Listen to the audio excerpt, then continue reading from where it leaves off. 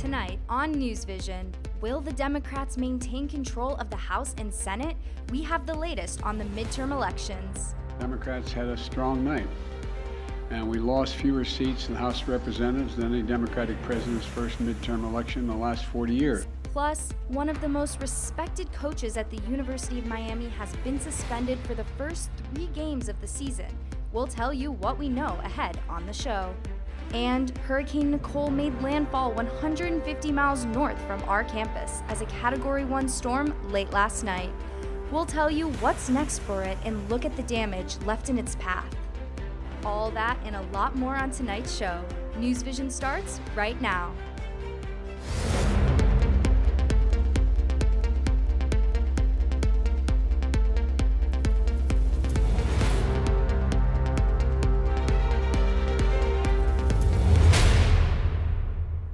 Good evening and welcome to NewsVision. I'm Bella Papaduke. And I'm Charlie Hill. On tonight's show, we will have the latest on suspended UM basketball coach Katie Meyer. And we take a look at the latest midterm election results here in Florida and the rest of the nation. But first, the man who robbed 2 apartment complexes close to campus on October 20th is now behind bars. 21-year-old Tyler Brian Smith has been arrested for robberies at Thesis and Box buildings where a lot of UM students live. The Coral Gables Police Department used security camera footage to identify and then later locate Smith. The CGPD worked with the Miami Police Department, who arrested him a few days ago. Officers say Smith had committed similar crimes in 2 other states. The police department released a statement following the arrest that says Coral Gables police detectives have arrested Tyler Brian Smith in connection with multiple burglaries that occurred on October 20th, 2022 at the Thesis Hotel. Coral Gables police detectives shared information with neighboring law enforcement agencies and found similar cases matching our suspect's description. Smith has been charged with 5 counts of burglary and occupied dwelling, 3 counts of petty theft, and 1 count of grand theft. The University of Miami has suspended women's basketball coach Katie Meyer for the first 3 games of the 2022 season. The suspension comes after the NCAA opened an investigation into what the governing body is calling, quote, enforcement matter. Miami released a statement that said the university and Coach Meyer are working cooperatively with the NCAA on an enforcement matter, and per NCAA bylaws, the university is unable to provide further details. And Coach Meyer also released a statement that said, I have and will continue to collaborate transparently with the NCAA as they review an enforcement matter with the Hurricanes women's basketball program. The Canes have started the season 2-0 with wins against Maryland, Eastern Shore, and Stetson. Meyer will return to the sidelines next Wednesday when the Canes take on Florida Atlantic University. The most anticipated football game of the school year has ended in defeat for the Hurricanes, and not just the football team, but also for students attending the game. The rivalry game against FSU was sold out, but that presented a big issue. The school was not prepared for the massive number of students who attended the game. Usually, students take the U-Bus to and from home football games that are held at Hard Rock Stadium about 45 minutes from here without traffic. But for this game, there was not enough buses to support the crowds of students trying to come back. So the school brought some Hurricane shuttles to Hard Rock to transport students home. But this left some students questioning if these shuttles were highway safe, as they are usually driven on narrow residential streets around campus. Yeah, I didn't exactly feel the safest riding on the bus. It doesn't look like they're mainly built for that type of transit, and to have to go all the way from Hard Rock Stadium to campus was a little bit weird and uncomfortable. So long as it's safe, I don't see the issue, but it definitely feels like something that should be communicated with students in the future. While this was a new phenomenon to most students, the shuttles were also used at the last home game versus Duke to transport students. Tropical Storm Nicole dumped a lot of rain on us this week. It made landfall in Vero Beach late last night as a Category 1 hurricane, and at least 2 people have been reported dead from the storm. For the latest on Nicole, we send it over to our weathercaster, Quinn Davidson. Quinn, what can you tell us? Nicole was the first hurricane to impact the United States in November in 40 years. It made landfall just to the south of Vero Beach, Florida, where it impacted a widespread amount of Floridians across the entire state. Images coming in from Daytona Beach, coastal flooding and erosion absolutely demolishing homes, causing collapse of homes into the ocean, streets turning into rivers, and more than 300,000 people in Florida are left without power. Absolutely detrimental impacts as Hurricane Nicole did make landfall as a Category 1 storm. Currently situated, Nicole is a tropical storm, and it is expected to decrease to a tropical depression overnight near the Big Bend area before dissipating completely, but its impacts are not over quite yet. Looking at that future cast, we have Nicole's rain bands pushing into the coastal Carolinas and a large swath of rain in the coastal areas of Florida, and it does push into the northeast corridor of the United States across the eastern seaboard, so definitely a soaker for those along the east coast. And our severe weather outlook, looking at a 2 on that scale, tornado outbreaks are possible associated in these areas in the yellow. And storm surge values of 1 to 3 feet are possible across the Big Bend area into coastal Carolinas. So definitely something to be on the lookout for if you live along the coastlines. And rainfall amounts of 1 to 2 inches are forecast across the eastern seaboard with localized amounts of 3 to 5. Back to you. Thanks for that update, Quinn. First Gen Canes is a new student organization centered around uplifting and teaching an inspiring group of students. November 8th was First Generation Celebration Day, and the student organization has taken this whole week to celebrate the first generation students here at the University of Miami. First Generation Canes gives these students a space to share their experiences and learn professional and academic skills. The week included events such as Money Management Monday and Topple Today. Org officials say they're happy to finally establish the community on campus. We didn't have a space before to celebrate freshman students within the community, right? Like professional development, leadership development, things like that. So I really wanted to build up our freshman students, but also create a community for us too. The celebration continues until tomorrow with an event called First Gen Friday. There will be food, music, and fun games to round out the week. It will take place in the Shalala Senate Room from 8 to 10 p.m. The Tower Theater is one landmark in the heart of Miami, and this week at the theater, Miami-Dade College hosted the 9th annual Miami Film Festival called GEMS. This year, GEMS had its largest film lineup ever. It screened 32 films from 12 different countries. Viewers had the opportunity to view the films before anyone else, including a new movie directed by Steven Spielberg. Some of the movies are even on the watch list for Oscar nominations. Along with the screenings, the festival also featured film seminars, exclusive events, and visits from prominent filmmakers. I know that GEMS and the Miami International Film Festival work so hard all year long to cover the world, to find the best films, international films, whether they're short stories, documentaries, feature films, comedies, love stories, stories that just need to be told. The festival wraps up tonight with the screening of Steven Spielberg's new movie, The Fabelmans, with next year's film lineup already in the works. And speaking of films, the Cosford Cinema is known for showing movies on campus. But that's not the case tonight. Instead, a Broadway rock opera will take the open stage. Lead reporter Sophia Vitello is live at the Cosford Cinema with more. Sophia, when does the show start? Bella, there are less than 525,600 minutes until showtime, but really I'm kidding because that would be a whole year from now. But in reality, the show starts at 8 p.m. That's in less than an hour, and the Bill Cosford Cinema is playing Rent tonight. And as the play would say, no day but today to watch this show, guys. This is the only showing of Rent tonight, so if you want to see it, come out before 8 p.m. Now, Rent follows a group of friends that are young and impoverished, living in New York City, trying to make it big. It also follows people dealing with the first wave of HIV and AIDS in New York City and their struggle for survival. Now, as you can see behind me, the cast and crew are getting ready, warming up their vocal cords and getting ready with their dance moves. So if you want to come, make it before 8 p.m. If you're a UM student, the tickets are free. Just make sure to bring your cane card. In the Bill Cosford Cinema, Sophia Vitello, UMTV. Thank you, Sophia. As you can see, there is no shortage of artistic talent on this campus. Our reporter Sophia Falates has met with one dancing instructor whose teaching specialty might surprise you. Besides being a business professor at the University of Miami, Erotokritos Kordilis is also an avid dancer and an expat salsa instructor. It was a joke that I used to make that I'm probably the only person not from this part of the world that's a instructor of salsa in this part of the world. He started out dancing traditional Greek dances in his native Greece, but quickly discovered a love for salsa dancing. He was at a showcase performing Greek dances when he came across some Cuban dancers. I haven't seen anything like that before. I haven't had any connection with Latin dancing in general. He was fascinated by this idea of social dancing, something that is important in both Greek and Hispanic communities. As a style, you're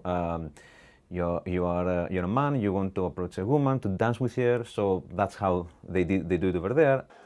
And the professor has been successful in keeping both sides of himself, salsa instructor and business professor, separate, despite both being on campus. He's kind of got his personal life, which he doesn't really share with the class a lot, but now hearing that he has a passion for salsa dancing is very interesting. Eros is now one of the head dance instructors at Salsa Craze and finds it impressive that he's able to teach a dance style that is not native to him. If someone is good at what they do, they don't care about where they're from, what they do in their lives. They ask them to lead. For UMTV, I'm Sophia Fleitas. Election day was 2 days ago, and most of the results of the midterm elections are in. We'll fill you in when NewsVision returns. Observe a domesticated human family in their natural habitat, known to their species as the backyard. Hey, you think I should light it now? I think it's good. Yeah? Oh dear, someone is about to burn a pile of debris that's too tall, which can start a wildfire. Wait, could it be? Blimey, it is. It's Smokey. It's Smokey Bear. What a legend. Hey, it's Smokey. Sorry, it was too high. Right. Watch as he astutely ensures that there's no wind, and how he removes some of the debris to create a smaller, safer burning pile. No, you said make it bigger, baby. The bigger, the better. Take note of our fearless furry friend here, humans. I appreciate it. Fist bump. Watching you. Smokey's done it again. Bye, Smokey. Only you can prevent wildfires.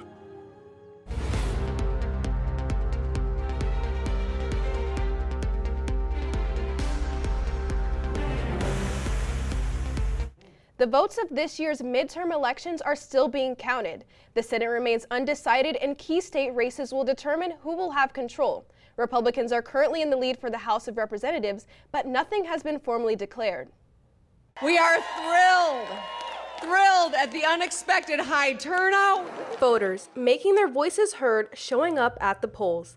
Election day is over, but key races remain uncalled as the balance of power in the Senate rests in the hands of a few swing states. A stronger than expected showing for Democrats blocking a so-called red wave. Democrats had a strong night, and we lost fewer seats in the House of Representatives than any Democratic president's first midterm election in the last 40 years. Still, Republicans remain cautiously optimistic about winning control of the House. The American people are ready for a majority that will offer a new direction. Despite the battle for control of Congress remaining unsettled, a big boost for Democrats in battleground Pennsylvania. Democrat John Fetterman defeating Republican Mehmet Oz, a Trump-endorsed candidate in their race for Senate. I never expected that we were going to turn these red counties blue, but we did what we needed to do. And a significant win for Republicans in the Sunshine State. Florida Governor Ron DeSantis delivering historic margins in key Democratic territory like Miami-Dade County. The people have delivered their verdict. Freedom is here to stay. The critical Senate race in Georgia projected to go to a runoff on December 6th. The showdown between Republican Herschel Walker and incumbent Democrat Senator Raphael Warnock may be key to determine which party is in control. Florida voters decided that Marco Rubio will serve a third term in the Senate after a double-digit blowout victory over former Congresswoman and Orlando Police Chief Val Demings. Rubio beat Demings by 16%, securing 58% of the votes. Democrat Val Demings won only 41% of the vote, with the majority of her votes coming from Palm Beach, Broward, and Leon counties. The Miami native Rubio attacked Demings for being too liberal and said if Demings was elected, she would worsen inflation, crime, and many other issues affecting Floridians. Rubio ran for president in 2016, but it appears unlikely he would try to make a run for the White House again. Republican Maria Elvira Salazar also took home a victory on election night. The incumbent gets to keep her seat in Florida's Congressional District 27. Over 126,000 people cast their ballot in favor of Salazar, giving her 57% of votes. And just over 101,000 people voted for Annette Taddeo, giving her 43% of the votes. Maria Salazar represents a district that is around 70% Hispanic and covers parts of Coral Gables and 5 other cities. She will head back to Washington to serve another 2-year term in Congress, where she may have a chance at a leadership position if Republicans take the White House. The biggest race in Florida was Tuesday for the race for governor. Here's reporter Caitlin Kuchowski with the details. After 4 years, the people have delivered their verdict. Freedom is here to stay. On Tuesday, Florida's Republican Governor Ron DeSantis was reelected after defeating Democrat Charlie Crist by an overwhelming margin of 59.4% to 40%. 4 years ago, DeSantis was elected by a thin margin, but this year he was declared the winner by many media outlets a little over an hour after the polls closed, with only 3/4 of the votes counted. We not only won election, we have rewritten the political map. DeSantis also won Miami-Dade County by 11%, becoming the first Republican to win the longtime Democratic stronghold since Jeb Bush carried the county in 2002. With this overwhelming victory and a lot of Trump-backed candidates not performing well in this election, DeSantis may be looking forward to the Republican primaries in 2 years. At multiple campaign rallies, he has been critical of the Biden administration and larger national issues. The issue with Biden is that the problems that we are suffering under, inflation, energy, open border, are problems that he created through his policies.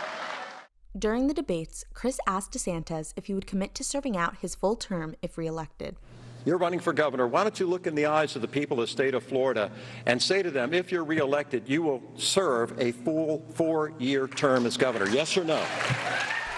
While DeSantis was non-committal if he would serve the full 4-year term as governor, his overwhelming victory may signal he has bigger ambitions in his political career. Reporting for UMTV, I'm Caitlin Kucharski. Florida has elected the first ever Gen Z politician in American history.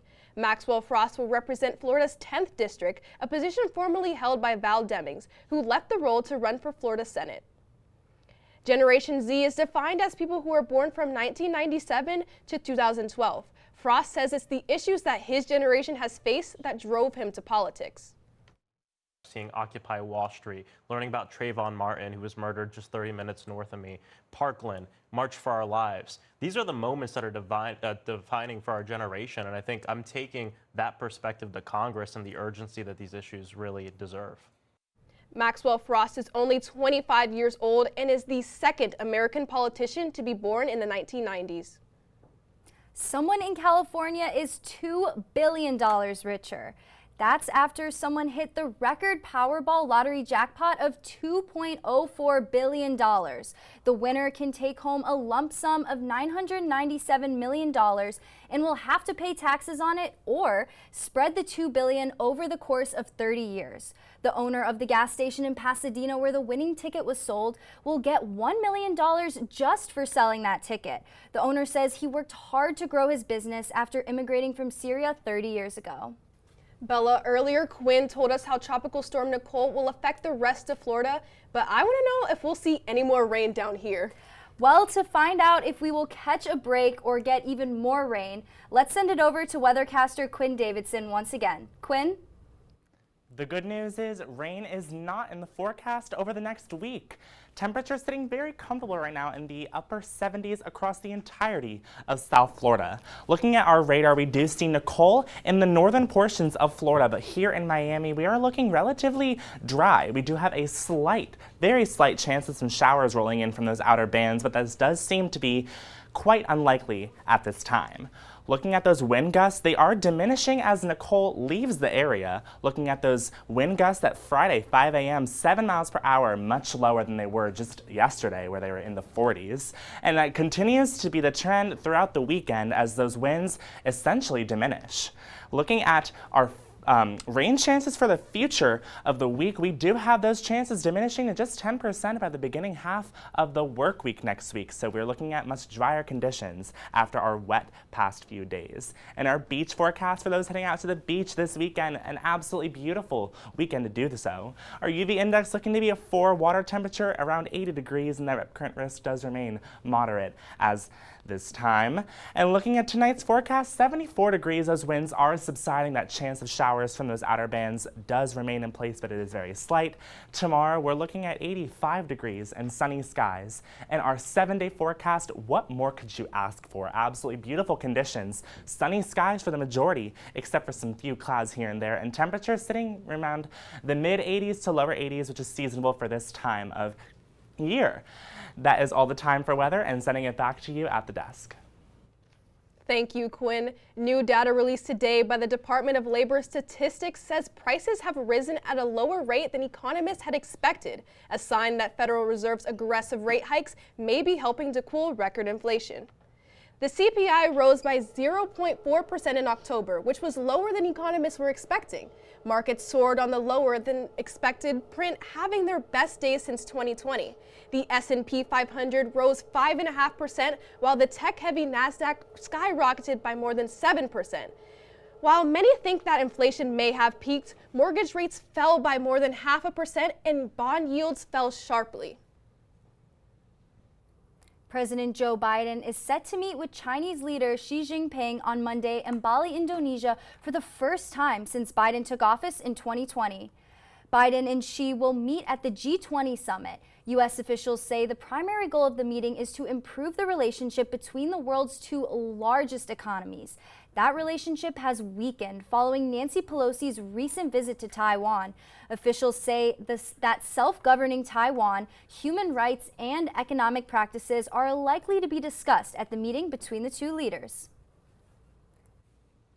We'll take a short break now, but when NewsVision returns, I'll take a look into all sports at the University of Miami. Stay with us, we'll be right back.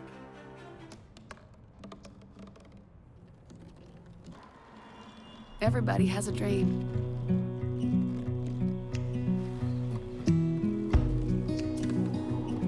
Mine was to see the ocean. And with a little help, I made it.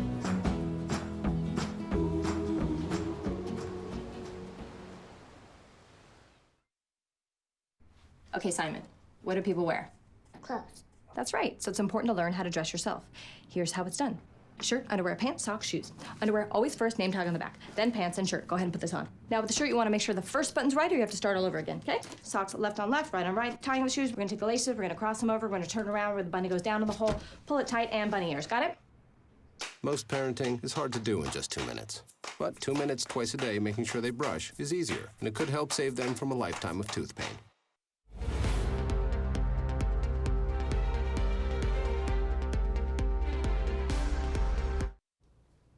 Hello and welcome to sports. I'm Manny Nacarado. It was homecoming weekend last Saturday at Hard Rock Stadium where the Hurricanes faced off against in-state rivals FSU. The Hurricanes struggled from the start to finish in this one. The Seminoles took an early 7-0 lead and never looked back. Miami could not get anything going with Tyler Van Dyke running the offense, and eventually Mario Cristobal pulled Van Dyke and played Jake Garcia and even Ja'Carri Brown, but they could not ignite the struggling offensive unit. Defensively, Miami was not much better, allowing 45 points for the third time this season, with all 3 games coming at Hard Rock Stadium from Miami. Now, there are a lot of questions moving forward. Will Mario Cristobal go with Van Dyke? Will it be Garcia? Brown? And even more importantly, this is going to be a huge hit on the Canes' reputation in terms of recruiting. Miami currently has the 7th ranked recruiting class in the nation by 247 Sports, including 2 5-star players. But with the Canes season looking the way it has this year, you can only imagine what the big-time talent is thinking. But it takes time to rebuild and revamp a program. Mario Cristobal has a tough road ahead, and the Hurricanes need to take that challenge on. Canes basketball kicked off their season against Lafayette. Let's take a look at those highlights. Rodney Tenshin gets things started for Lafayette with a big dunk to start the first half, getting that tone set for Lafayette. Now, Norchad Omir gets the ball to Nigel Pat. Pat navigating the defense, gets it to Nochad for the easy bucket. Norchad making his reputation early for the Canes. Now a big steal by Whoop and a big dunk by Isaiah Wong there. Isaiah Wong having big things for the Hurricanes early. Now for Lafayette, his three-pointer goes bang. He's been a problem for the Canes. He had 17 points that night.